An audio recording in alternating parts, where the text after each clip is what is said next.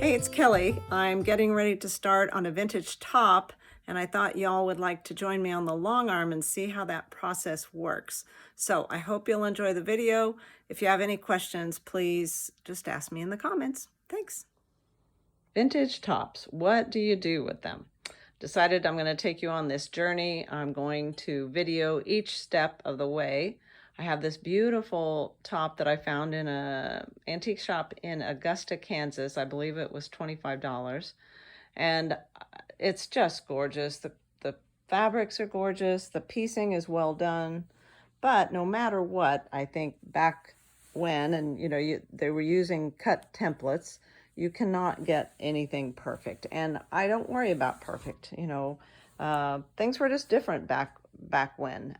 The back, you would be forever and a day trying to press this from the back. So I never worry about trying to do that. I just put it on my ironing board. I take my iron and I begin to try and simply flatten the seams. So I just do a all over pressing. I go through the whole quilt, do a very quick press. I don't care. I don't worry about these creases that I have in here. I'm just trying to get it to lay somewhat flat. And when I get it to the long arm, I will start dealing with all of these spaces with starch and steam. So we will come back here momentarily and I will get this on the long arm and we'll take it from there. Alrighty? All right, now I've pressed it as much as I could on the ironing board and I've draped it over my long arm. And now I'm just going to take a spray bottle of water, just any water, and I'm just going to go along and spray the whole thing back and forth. I'm going to do the whole thing, and then I'm going to let it just sit for, maybe, 15, 20 minutes and let some of the rest of the wrinkles fall out a little bit. And then I'm going to load my backing and I will meet you back here for that. Okay, I've got my backing loaded and then I've got batting. The batting I really like for my general quilting is Hobbs Heirloom 80/20. I like when it washes, it crinkles like the old time quilts. Hobbs also does not require a correct top or bottom, so you can put it on anyway. There's no right or wrong way to use it, as there are with some battings. Okay, so I've put my batting down and then I've just laid my top on top of the whole thing. So I have a Handy Quilter Forte, and I use a glide foot with almost everything that's going to be an edge to edge. The great thing about this glide foot or a spoon foot, cup foot on other machines is that it will go over all of this fullness. Also works great for applique, for crocheted items, things like that. So the way I start, and there is really it's that you work it out. You just work it out. There's no real rule. There's no way, but this is what works well for me. So I'm just going to start somewhere across the top. Pull up my bobbin thread. And then I'm going to, let's see, let me get a base stitch in here, which I think I have.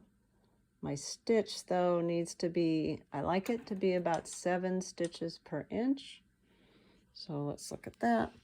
So I'm on 6, all right. All right, so what I'm going to do is just manipulate across the top with my hand, and I don't have my gears set down, so it's in a free motion quilting right now. So I'm going to just manipulate and hold this down while I stitch.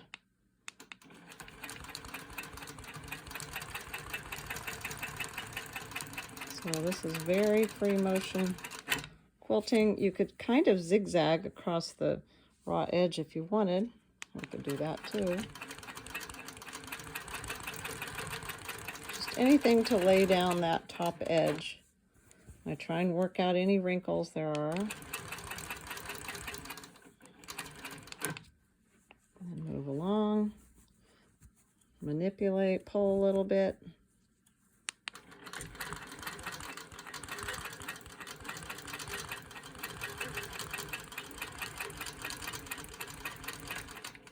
Stop at the intersection, then move along, pull a little bit, lay it. So it's just manipulating across that whole scallop edge.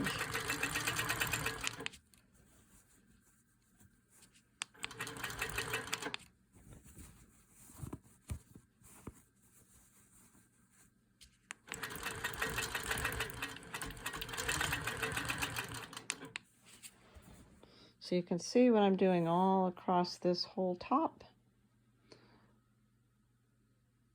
I'm just going to work that in, maneuver it, manipulate it, do what I need to do to get it on the frame. So I will be back once we get that on and show you what it looks like. So I've finished going across that top edge, that scallop. You can see I just stitched as it was, worked it out, and then when I get to the corner right here, I just basted down the side in the same fashion. So I have just basted, and you see it stretched, and so my batting was not quite wide enough, but I'm gonna fudge a little bit, and when I bind it, it'll be fine. I'm not worried too much about it. This is not about perfection. Just, you have to know, vintage quilting is never about anything being perfect. So I'm sure most of you are looking at this and thinking, what in the world, how is she going to quilt that, right? So I went back to the left side, and again, I basted down this side. There's a chunk missing right here, so I just basted inside the way that is. And now I'm going to take this whole thing. I do float my tops, but I'm going to take the whole thing, the batting and the top, and work it under this bar right here. So I'll come back after I've done that, and you'll see once I pull and tug and work that out, this will tighten a whole bunch. Alrighty, here is what I call the magic. So I've put this underneath the bar. I've pulled everything a little bit taut. So I just take both the batting, I've got the batting and the top, and I just give everything a little bit of tug before I tighten. So I pull that just a little bit to get everything snug. Then I will go lock in the end. And then I usually try to loosen it up just a notch, because if it's too tight, whoops, okay, hold on. If it's too tight and too taut, then sometimes your thread will break. But I am using Schmetz Longarm ballpoint needles, and those are the next magic, because anything you do here, left to right, right to left, your thread will not shred or break. And especially with fragile materials, the nice thing about a ballpoint is that they spread fibers and do not cut them. So if you have to unpick or unsew, I guess, pick out any thread, you will not have holes left when you are finished. Okay, so that's what it looks like right now. So the next step is to use good old heavy duty, faultless, Niagara, something. People ask if you can use best press. I'm not sure. I've always used the good old starch. So I give it a spray. It was already a little bit damp from me spraying it before. I'm gonna move my long arm out of the way so I'm not spraying that. So I give it a good spray. Okay, so I may go get a cup of coffee. I may walk away for just a little bit. I like that to soak in before I steam it. But what I'm going to do next, I've got this really nice steamer. Let's look at this. It's a Homedics. I got it at Costco. Let's look at this for a second. It plugs in.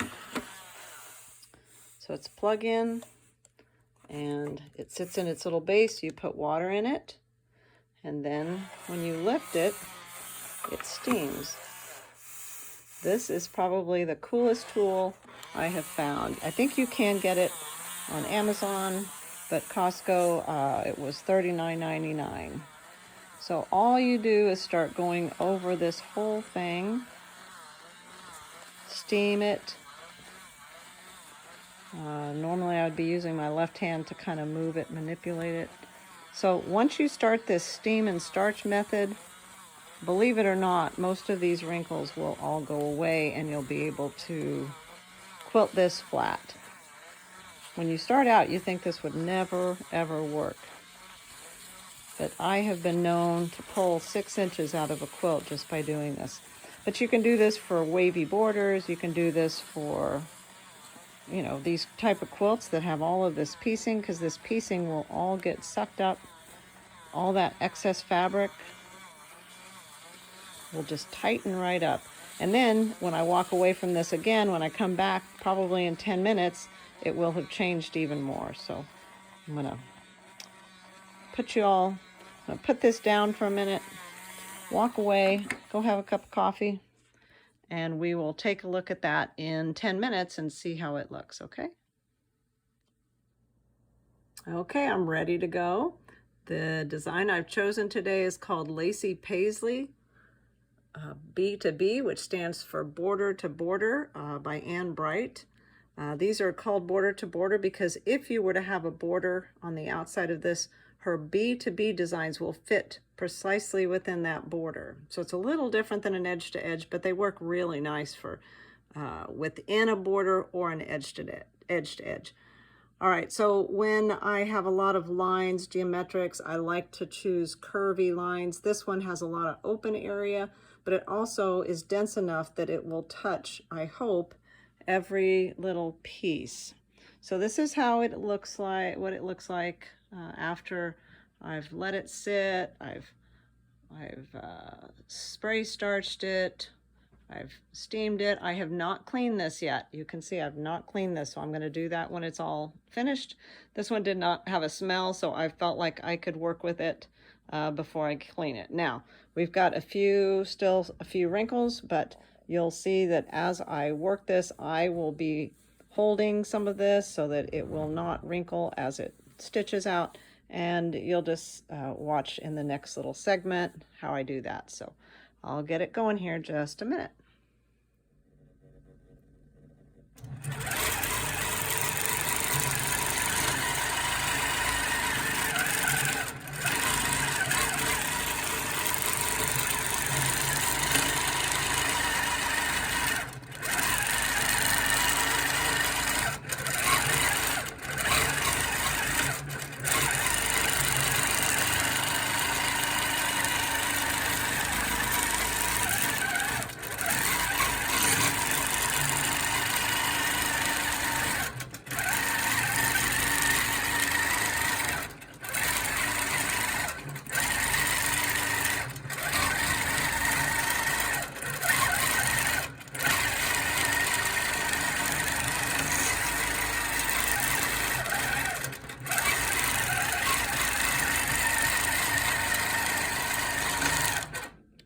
All right, so I'm going to pause this for a minute, and you can see how I was touching this as it was going over the slightest little wrinkles, just to make sure that that did not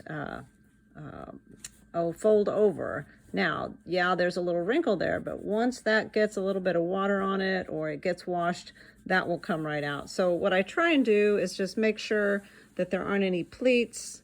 I try and just let it get over it. Now, if the maker created a pleat, I'm not going to worry too much about it. But for the most part, this is turning out really flat. I haven't gotten any folds, pleats, but you can see when she pieced it, she's got a few little pleats. So I don't worry too much about what my quilting looks like, because when it's all finished, it will be gorgeous. Now, if there's a little tiny hole right there, I may come in and put some little patch over it. I have some ideas for this when it's finished, so we'll see what happens with that. But I don't feel like these are going to be too heavily used. This was lucky that it got stitched over, so I'm happy about that. Another little spot that this right here, do you remember this had a tear in it? So I just found some vintage fabric that was close to the blue. I'm not terribly concerned because I've got, there's a lot of fading in this quilt. It's not a masterpiece quilt, it's a utilitarian quilt. So somebody made this to use. I'm not worrying too much about it because I just want to get it quilted.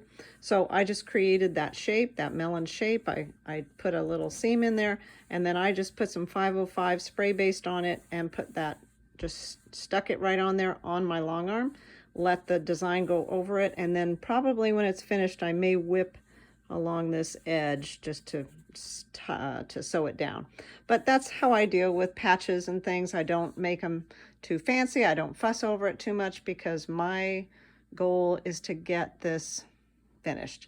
You'll notice when an edge to edge is going along, it's a little bit loud, and I do wear earplugs, so I wear molded earplugs. And if you want to know where to get those, just PM me or comment, and I will put a link to those earplugs. Because when my machine is going full blast on the computer, I always wear earplugs. All right, ready? Let's keep going. Okay, I'm ready to roll to the second row.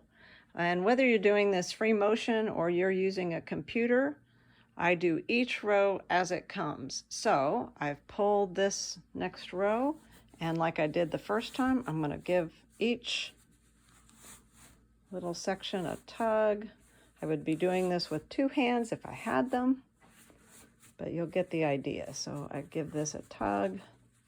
I'm going to move this over. I'm right on the edge of my batting because I was in a hurry and I didn't measure well. All right, so I'm going to lock this up, tighten it up. I will baste down the sides. I'll pull a little bit. I'll do my basting, and then once again I will do my spray and my starch. I'll start with water, give it a little bit of mist, then I'll go back with some starch, and then take my steamer over the whole thing. All right, I will baste both edges, so I will baste down this side like I did up in the first row, and then I will baste down the second side, and then start to spray, let it sit, and then steam over the whole piece, and then I will be ready to stitch out that row. All right, here we are with my bobbin that just ran out, and so I always have to pick out a few stitches so I can get it started again. So this is what I was telling you about with the Schmetz ballpoint needles. You've got the holes that are left over, so to get rid of those holes, this is what I do. Give it a little spray of water. I hardly have to do this. Take my fingernail, and you have no holes.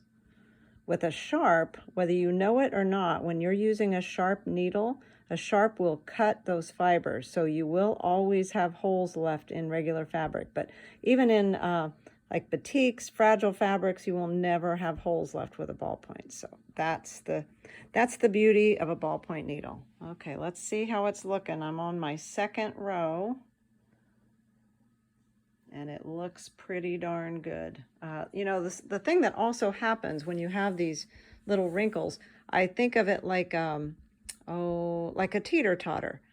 Like when it's stitching here, it's puffing up the fabric here. So that just seems to happen throughout the quilt. So the batting takes up some of that wrinkle. If you really have a wrinkly or a wavy quilt top, you may want to use a polyester high loft batting, because that will fill those areas that are so wavy and have so much excess fabric. But I think this one's looking pretty good so far. Alrighty, I'm about halfway through this. I'm going to roll to the next row, and I did a quick fix. I'm going to see if y'all can see where it's at. I'm going to just scan this quilt. Do you remember I had a hole in it, and I just wanted to fix it while it's on the long arm. I'm not particular, but looky there. So I have lots of feed sacks, so I decided just to put a patch in. So I've just put a square of fabric. Let's see if I can find. This is the piece that I put in. So I just put in a piece like that, and I put it underneath that fabric, laid it on top. I've put some Elmer's washable glue, And for now, I'm going to just leave it like that. But I suspect that I will come back and maybe put a flower or some kind of a, I'm not sure yet. I'm going to think on that. I got to dream on that one a little bit. But I put glue, you can see where I've put glue around this perimeter, and I just basically glued it down. And then in the next row, it's going to get quilted. It'll be quilted in. And it may be that I do some embroidery work or some stitching, or I might find a piece of blue that can go in there and be, you know, just hand whipped in. I'm just not sure yet, but I did want to make a patch. So I think I made a pretty good patch, and really looking at that whole quilt, I'm pretty sure you would never pick it out because it's such a busy quilt. All right, that's my quick fix. And there's one more hole right here. And I'm going to do that same thing. And we'll see what happens.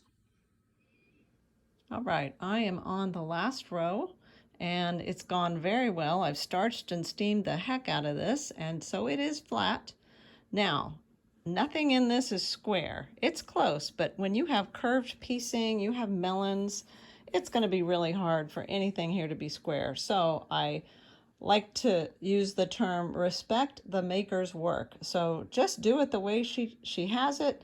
Don't worry too much about square, and as I say, don't ever worry about perfection in a vintage quilt. You see I have another hole, and I'm just gonna patch it again, gonna run over it with that quilt pattern, and then I'll come back and see what I'm gonna do later. But what I'm going to do to get this to stay where I want it to is put a baste line, and I'm just on a 1-inch baste. So I'm going to baste all across the bottom of this, all right, before I even tackle this scalloped edge. So let's go along, and it's going to baste every 1 inch. And I pull a little bit, manipulate as I go. Pull out those wrinkles if I can. And what I don't get out here, I will work on with steam and starch.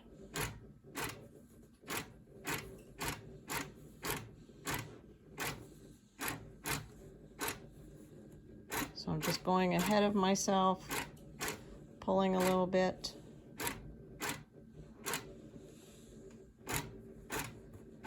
All right, I'm going to keep doing that all across the quilt, so you can see what that looks like.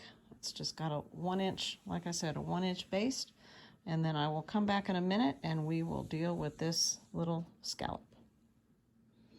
Before I stitch this down, those scallops, I'm going to take this little steamer again and set it up to steam. And as soon as it's ready, I'm going to go along and just give these a little press so it will flatten it out just a little bit, so it makes it easier for me to go along and stitch this edge. Okay, there it is, ready. I'm just going to steam, press it down a little bit. There's a lot of fading in this quilt, so the coloration is definitely different in each piece.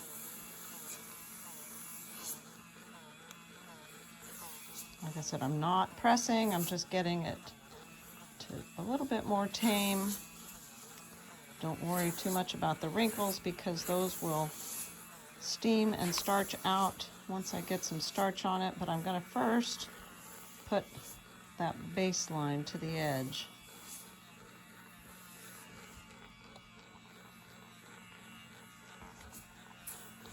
Okay, so you get the idea of how that works.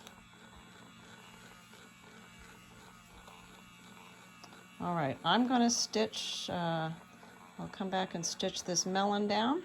I will be right back.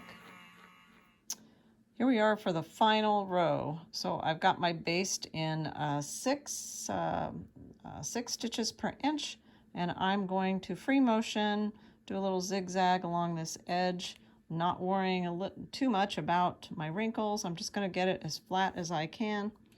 And here we go. Pulling, manipulating as I go. My fingers ahead of myself. Sometimes I stop and just reposition. something I do quite often, let me get this in the needle down, I prefer this needle down, is pull my fabric. Let's go over here. Just keep pulling it down this way. Like I said, I am ahead of the needle.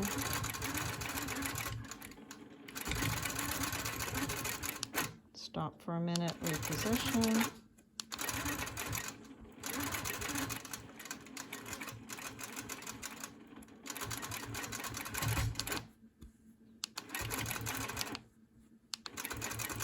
Now if it's getting a little bit too, if I've got too much excess right here, I do this spread across the throat of my long arm right here, and that pulls the fabric that way.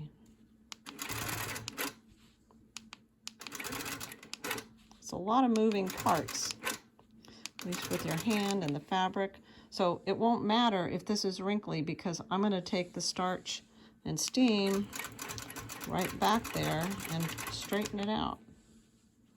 Again, just going to pull it down. It takes a little bit of time, but it works out great, and in the end you get a pretty flat vintage quilt.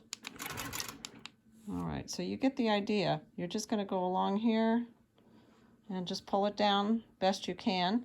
Before I do the final stitch on this last row, I will come in and probably take those base stitches out first, because I could do it when I'm finished, but it would be a lot harder. So I'll be back when I've got the whole thing stitched out, and we will look at it then. Okay, it's finished. Ta-da! I can't flip my phone while it's video recording, so I'm just going to turn my phone, let you see it, and then I'll talk about a few things and summarize, and I'm very happy with how it turned out. So, look at that. Isn't that the prettiest quilt? Look how flat it is. These colors, the pieces. I'm going to go through and see if I can figure out how many pieces were used, because there's a lot. I mean, I'm going to tell you there's probably a few thousand. So what do I use for the backing? I use anything I have. On this one, I used just a wide back, and let's see if I can get you in close and see what this is. This is just a swirl, off-white cream, good neutral. I don't mind using sheets, a piece of back, whatever's handy, whatever's fast. Because really, I just want to get to the quilting. I'm not too worried about the backing. It doesn't need to be era specific when I'm doing these vintage quilts. You know, finished is better than perfect. And I want these usable. I want them to be enjoyed. So backing, I don't worry too much about it. People ask me a lot if I put muslin underneath a top. And the only reason I would do that is if it's a thin top, or there's a lot of gaps, or the piecing was pretty far apart, you know, so that there, you know, if there's gaps in the sewing, I might do that. But honestly, most of these tops from the 30s and 40s are pretty sturdy, and so if I don't have to put that muslin underneath, I won't, because it's a lot to take care of when you're having to move around a top and a muslin and the batting, so lots to deal with. So mostly these quilts are sturdy, so they don't need muslin. Ballpoint needles, I use Schmetz ballpoint needles for all my quilting. They spread fibers, they don't cut them. So like I showed you in one of the videos, video segments, if you have holes, they will go away with sometimes just, you know, spritz of water or take your fingernail over them. On a long arm, it also alleviates shredding and breaking thread when you go from right to left. So that's really a big reason to use them. Also, they only need to be changed 2 or 3 times a year. Oh, I know. They do not burr like a sharp. I change mine 2 times a year, whether they need it or not. And I know that sounds crazy. With a sharp, I would normally change after every quilt, but with the ballpoints, they seem to last forever. The design on this one is called Lacy Paisley by Ann Bright, and it's called a point to point, I believe, which means it stays within your boundaries. but it works great for edge to edge.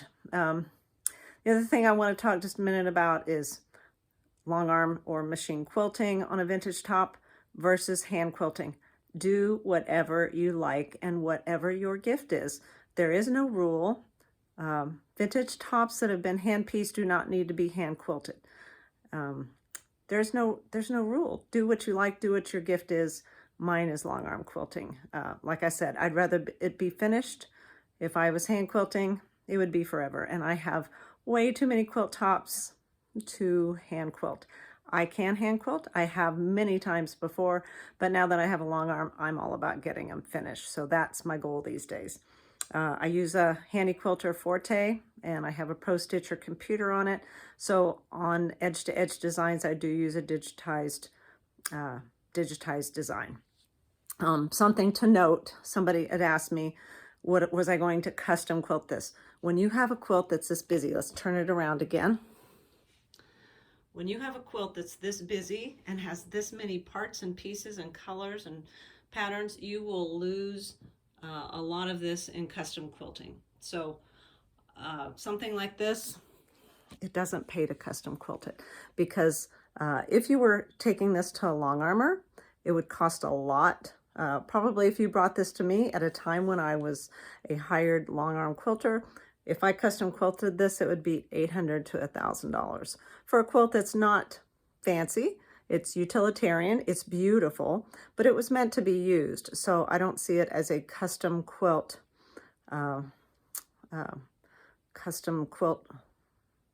what's the word I'm trying to say? I just don't see it to be custom quilted. So edge to edge works great on most things. Anything that has a solid, doesn't have so many prints, that's a great candidate, that's the word I want, a candidate for custom quilting. I would, shout out to the piecer. The piecer is the one who did the magnificent work here. This was all hand pieced, and I just came in and finished it for her. Why didn't these quilts get finished? There's so many reasons. I think about that all the time because I have so many vintage tops. Maybe the person passed away. Maybe they were not a quilter. They were just the piecer. How many of you have pieced tops that are not quilted? I'm going to guess quite a few of you. I have a good friend who's a long armor, and she at any given time has about 60 of her own quilts to quilt, but she works, she hires out her custom quilting, so she doesn't get to her own very often. Cost might have been a cost issue.